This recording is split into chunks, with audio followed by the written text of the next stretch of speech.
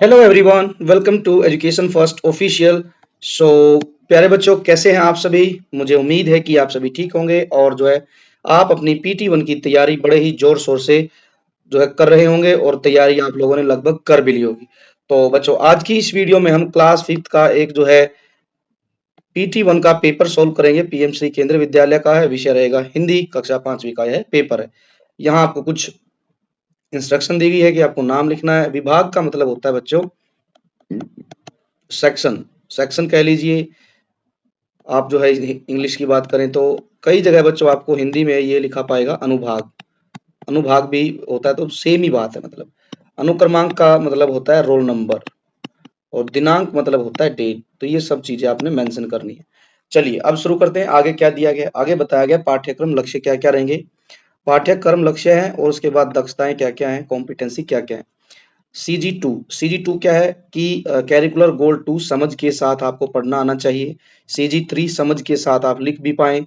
और सीजी4 है शब्द भंडार का विकास, कि भाई आपके पास जो है पाठ जितने पढ़े हैं उनमें से आपको कितनी वर्तनी, कितने आप डिक्टेशन यदि आपको दिया जाता है तो स्पेलिंग ठीक लिख पाएंगे।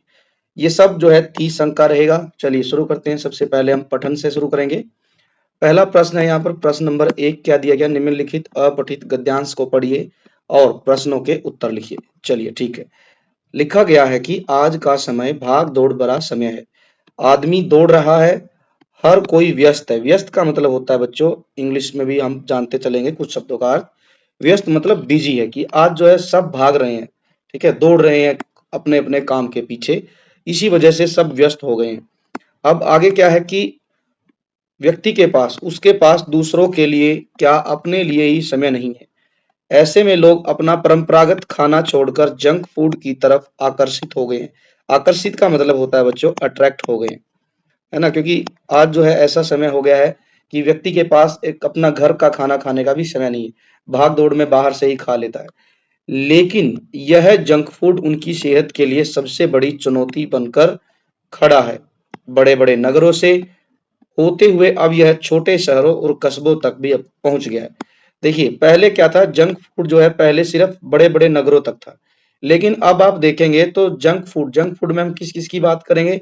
जैसे आप बर्गर खाते हैं, है ना।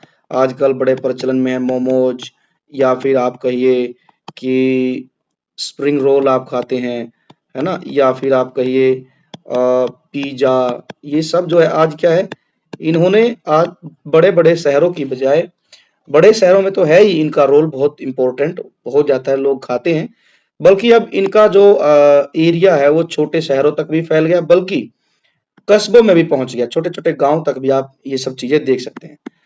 छोटे बच्चे और जवान भी इस खाने के आदी हो गए। आदी मतलब होता है कि वे, उनको लत लग गई, हैबिचुअल हो रहे हैं। तरह तरह के मसालों और चिकनाई से भरपूर ये जंक फूड का सेवन करने से मोटापा, डायबिटीज और लीवर जैसी खतरनाक बीमारियां हो रही हैं। यहाँ बताया किस वजह से हो रही हैं सब बीमारियां। कौन सी बीमारियां हो रही हैं।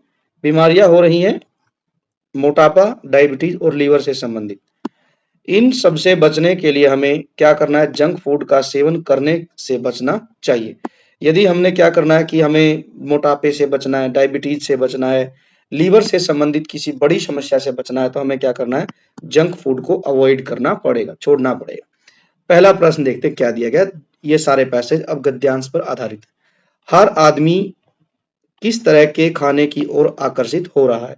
देखो यहाँ यदि हम इसको मिटाएं तो एक जगह लिखा है कि लोग अपना परंपरागत खाना छोड़कर जंक फूड की तरफ आकर्षित हो रहे हैं। तो हम यहाँ लिखेंगे उत्तर में कि हर आदमी जंक फूड की ओर, जंक फूड की ओर क्या हो रहा है, जंक फूड की ओर आकर्षित हो रहा है। ठीक, तो ये इसका आंसर होगा, आकर्षित हो रहा है। ठीक, आगे है, कौन जंक फूड के आदी होते जा रहे हैं। यहाँ एक जगह बताया गया था छोटे बच्चे और जवान। ठीक है, तो हम लिखेंगे खासकर जो है छोटे बच्चे और जो यंग जनरेशन है, जवान पीढ़ी है, वो खासकर क्या है, जंक फूड के आदी हो गए हैं। जंक फूड के आदी होते जा रहे हैं। ये हो गया है। आगे है, जंक फूड खाने से कौन कौन सी स्वास्थ्य समस्याएं हो सकती है। स्वास्थ्य समस्याएं मतलब कि कौन कौन सी बीमारियां हो सकती हैं। यहां लिखा है एक जगह मोटापा, डायबिटीज और लीवर जैसी खतरनाक बीमारियां। तो हम सबका नाम लिखेंगे, मोटापा, दूसरा हम लिखेंगे डायबिटीज और लीवर संबंधी, किस संबंधी, लीवर संबंधी। तो ये हम यहाँ पर लिखेंगे स्वास्थ्य समस्याएं। अब आगे बढ़ते हैं। गद्यांश के अनुसार हमें स्वस्थ रहने के लिए क्या करना चाहिए। देखो, गद्यांश ये कहता है कि आप जो है जंक फूड छोड़िए, और एक जगह लिखा था परंपरागत खाना अपनाना है, घर का बना खाना खाना हमने। ठीक है, तो हमें लिखना पड़ेगा यहाँ पर, हमें क्या करना है, स्वस्थ रहने के लिए, स्वस्थ रहने के लिए घर का बना भोजन खाना चाहिए, ये है। और जो है भ्रमण करना चाहिए, सैर करनी चाहिए, फिजिकल एक्सरसाइज वगैरह ये भी जरूरी है। ठीक, तो ये हो गया है। अब अगला प्रश्न क्या कहता है, प्रस्तुत गद्यांश में बीमारियां शब्द आया है, उसका हमने एक वचन रूप लिखना है। अच्छा, बहुवचन करके दिया गया है तो हम लिख देंगे बीमारियां का क्या हो जाएगा, बीमारी। ये हम यहाँ पर लिखेंगे, ये आंसर हो जाएगा। चलिए जी, आगे क्या है, गद्य और पद्य से संबंधित प्रश्न है। प्रश्न 2, निम्नलिखित प्रश्नों के उत्तर लिखिए। कविता किरण की किन पंक्तियों से पता चलता है कि किरण बालिका के साथ दिन भर रहती है। ये है प्रश्न, उन पंक्तियों को हमने यहाँ पर लिखना है। तो कविता जो थी, किरण कविता, जिसमें एक बालिका जो है किरण से कह रही है कि अरे किरण तू उठकर इतनी जल्दी आज चली आई, है ना, और वो बाद में कहती कि अभी तक तो मैं बिस्तर में से भी नहीं उठी हूँ। एक जगह पर जो है बालिका किरण से कह रही है कि कल तो तेरे साथ शाम तक खेल बहुत से खेली मैं। तो ये पंक्ति है, इस पंक्ति के आधार पर हम कह सकते हैं कि भाई बालिका जो है दिन भर किरण के साथ रहती है, क्योंकि जो है शाम तक, जो है शाम तक मतलब दिन में भी खेली और पूरी शाम होने तक वो खेलती रही। अब है दूसरा प्रश्न, चौथी मूर्ति सिंहासन के साथ आकाश में क्यों उड़ गई। ठीक है, तो हम इसका उत्तर यही देंगे कि चौथी मूर्ति से पहले जो 3 मूर्तियां थी, उन्होंने राजा से पूछा था कि क्या आपने कभी किसी का चोरी की है, झूठ बोला है। तो राजा ने उपवास रखा था, ठीक है, 3 दिन का कुछ ऐसे दिया गया था, 3 दिन तक उपवास करना है। राजा ने पूजा पाठ भी की थी, लेकिन जब चौथी मूर्ति की बारी आई तो वो उड़ गई थी अंत में। तो क्यों उड़ गई थी, तो ये बताना है। तो हम यहाँ ये लिखेंगे इसके उत्तर के लिए, चौथी मूर्ति सिंहासन के साथ आकाश में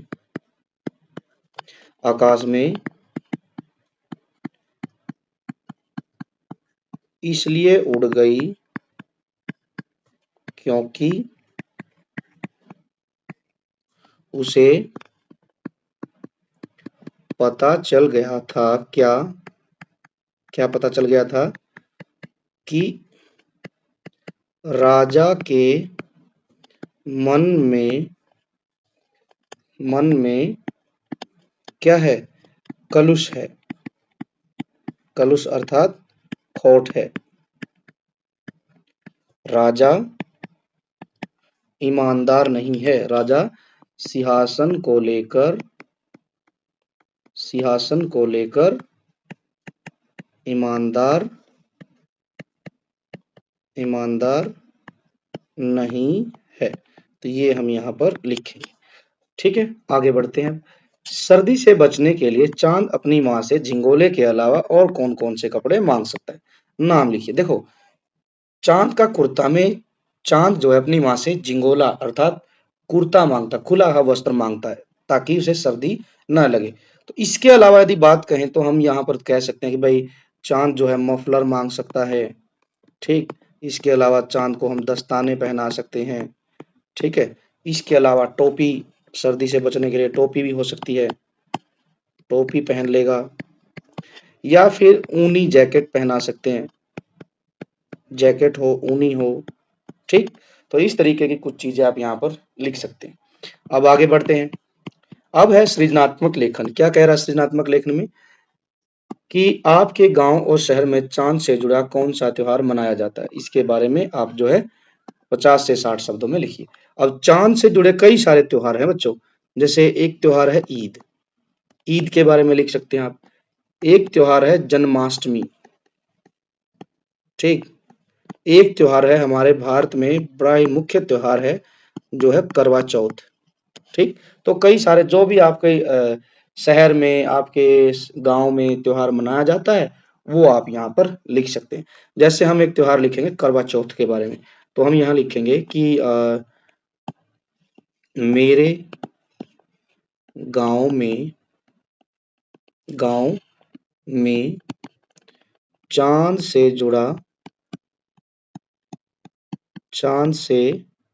जुड़ा करवा चौथ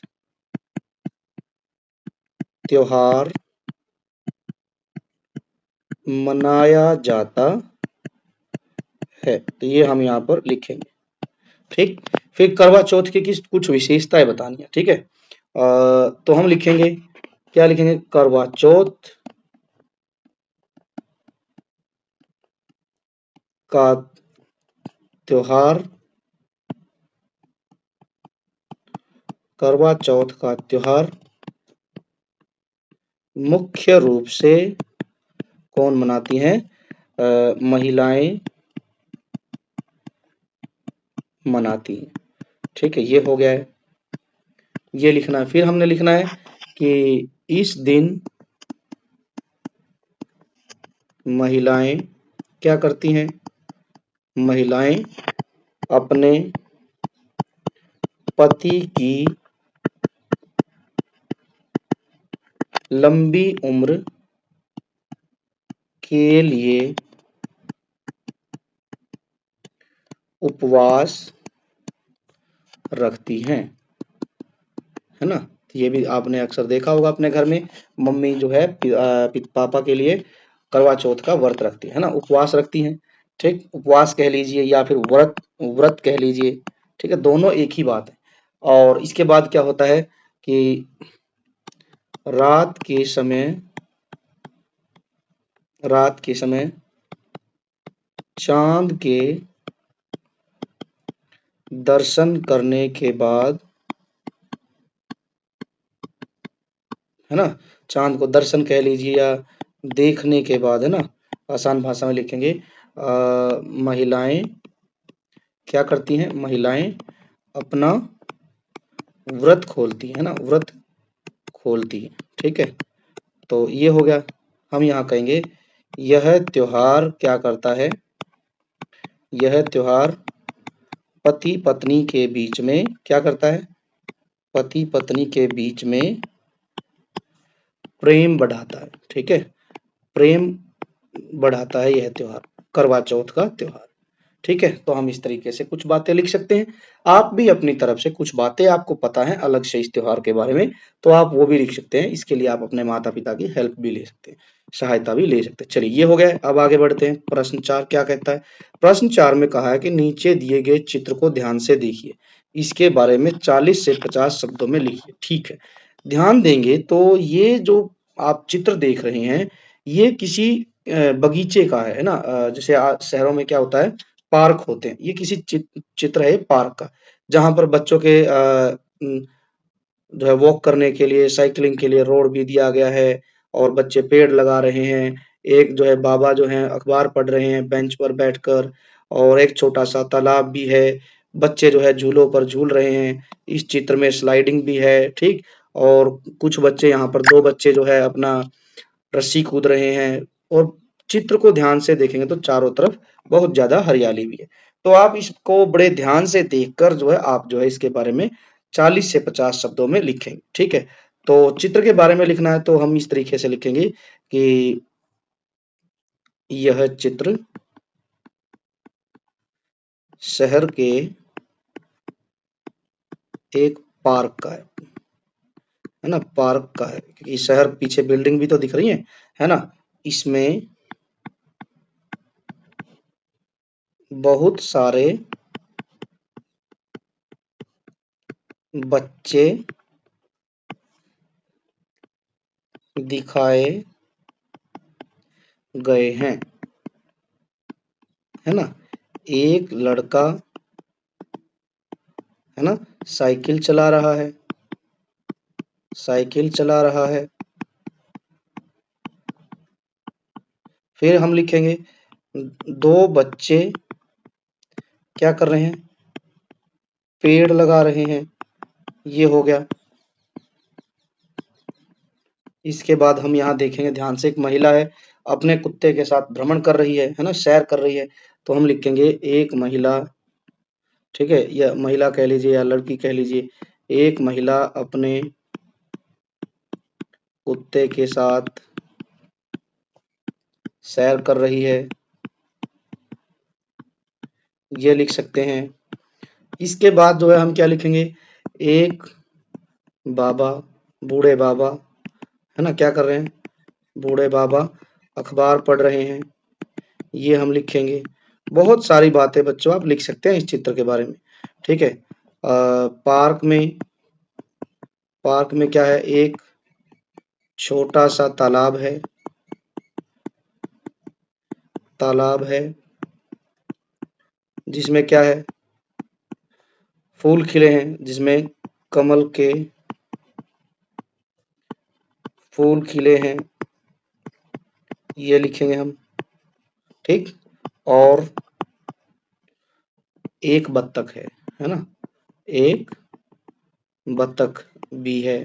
ठीक, तो इस तरीके से बहुत सारी बातें आप यहाँ पर लिख सकते हैं। ठीक है, सैर करने के लिए जो है आप देखिए कि बहुत सुंदर सा एक रोड बनाया गया है, साइड में झूले लगे हैं, है ना, स्लाइडिंग लगी है, बच्चे जो है झूल रहे हैं। इसके बाद जो है पार्क बहुत सुंदर है, ये लिखना है। लास्ट लाइन जो लिखेंगे ये लिखेंगे, यह पार्क हरा भरा है और बहुत सुंदर है, बहुत सुंदर है, ये भी लिखेंगे।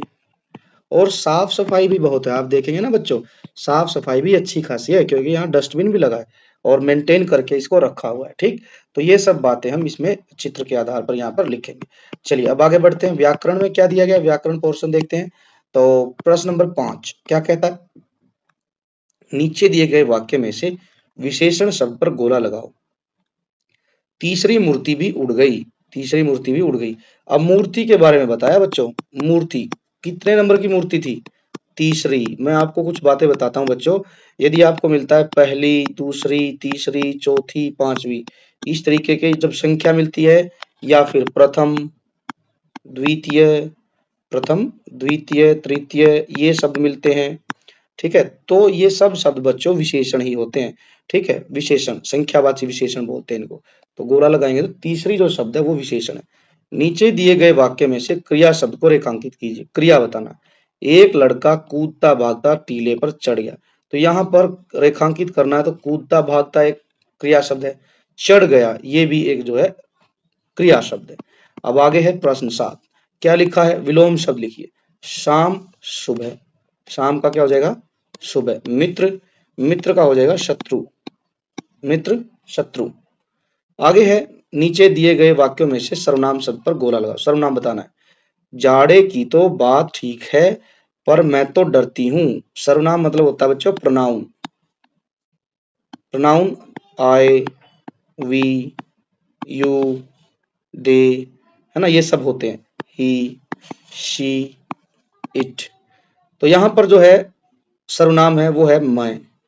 नाप तेरी किस रोज लिवाए, तेरी जो शब्द है वो सर्वनाम शब्द है। समानार्थी लिखना है, समानार्थी मतलब सिमिलर वर्ड, सिमिलर वर्ड क्या होगा, आकाश, आकाश का होगा आसमान, आकाश, आसमान, नभ, गगन, अंबर भी होता है, अंतरिक्ष भी लिख सकते हैं, व्योम भी लिख सकते हैं। माँ का होगा माता, माँ, माता, जननी, ठीक है ना। और मैया, महाराष्ट्र में आई बोलते हैं माँ को, ठीक है। तो आप लिख सकते हैं कई सारे शब्द, हमने एक ही लिखना है यहाँ पर। अब है सन सन चलती हवा रात भर, जाड़े से मैं मरता हूँ। इस वाक्य में भर शब्द का प्रयोग किया गया, ये रहा भर। अब आप भी भर की सहायता से एक वाक्य बनाइए। तो मैं यहाँ लिखूंगा, आज दिन भर बारिश होती रही, ठीक है। राम दिन भर खेलता रहता है, खेलता रहता है। तो ऐसे कुछ आप वाक्य बना सकते हैं जिसमें भर आए। अब आगे है, चित्र को ध्यान से देखिए, नाम लिखिए। ये क्या है? ये है झिंगोला, झिंगोला कह लीजिए, कुर्ता भी बोल देते हैं, है ना, कुर्ता शब्द भी आया इसके लिए। फिर है, ये क्या है? सिंहासन, क्या ये? सिंहासन, तो ये हम लिखेंगे सिंहासन, ठीक है। आगे बढ़ते हैं, आगे क्या है? सही शब्द पर गोला लगाइए, ठीक है। सही शब्द प्रायश्चित, प्रायश्चित, ये दोनों गलत हैं, सही है प्रायश्चित। चमत्कार, चमत्कार होगा दूसरे वाला, ठीक, ठीक है। अब आगे क्या कहा है? आगे है प्रश्न 13, धनवान शब्द में जो मूल शब्द है, मेन जो वर्ड है वो है धन, इसमें वान प्रत्यय जुड़ गया है, ठीक है, तब बना है धनवान। अब आपने भी ऐसे ही क्या करना है, शब्द बनाने दो जिसमें वान लगता हो। एक तो हम लिखेंगे बलवान, ठीक है, एक हम लिखेंगे गुणवान, ठीक है। धनवान, बलवान, गुणवान, ठीक, दो लिख दिए। बाकी यदि आपको लगता है कोई ऐसा शब्द, ठीक है, तो आप वो भी लिख सकते हैं। विद्वान, है ना, विद्वान, ये भी हो गया है, ठीक है। नीचे दिए गए मुहावरे का अर्थ लिखिए और वाक्य बनाइए। दंग रहना, दंग रहना मतलब हैरान रहना, है ना, दंग रहना, हैरान रहना। तो हम लिखेंगे यहां पर, जादूगर के जादू को देखकर सारे बच्चे दंग रह गए, है ना। और किताब में क्या वाक्य आया है? किताब में वाक्य आया है कि इतना छोटे बच्चे ने एकदम सही फैसला दिया, सही फैसला दिया, तो गांव वाले दंग रह गए, है ना, दंग रह गए। तो आप कोई भी एक वाक्य बनाकर लिख सकते हैं, हमने दो लिख दिए, आप अपनी तरफ से भी कोई वाक्य बनाकर यहाँ पर लिख सकते हैं। तो ये था बच्चों हमारा क्लास 5 का एक हिंदी का पेपर, क्लास 5 का हिंदी सब्जेक्ट का PT1 का एक पेपर। आई होप कि आप लोगों को ये पेपर पसंद आया होगा। यदि आपको वीडियो अच्छी लगी है, आपके लिए फायदेमंद रही है, तो वीडियो को ज्यादा से ज्यादा लाइक कीजिए और वीडियो को दोस्तों के साथ ज्यादा से ज्यादा शेयर कीजिए। साथ ही साथ आप जो है education first official YouTube channel को सब्सक्राइब भी कर लीजिए, बेल आइकन को प्रेस कीजिए, सो दैट की जो नेक्स्ट वीडियो होगी उसका नोटिफिकेशन सबसे पहले आपको मिल सके। लाइक जरूर कीजिए बच्चों, क्योंकि आपका एक लाइक और एक आपका सब्सक्राइब ही हमारे लिए जो है मोटिवेशन बनता है, और हम ऐसे ही आप लोगों के लिए जो है नए नए पेपर, सैंपल पेपर आप लोगों की हेल्प के लिए लाते रहते हैं। चलिए अब हम मिलेंगे नेक्स्ट वीडियो में। Thanks for watching, take care and bye bye.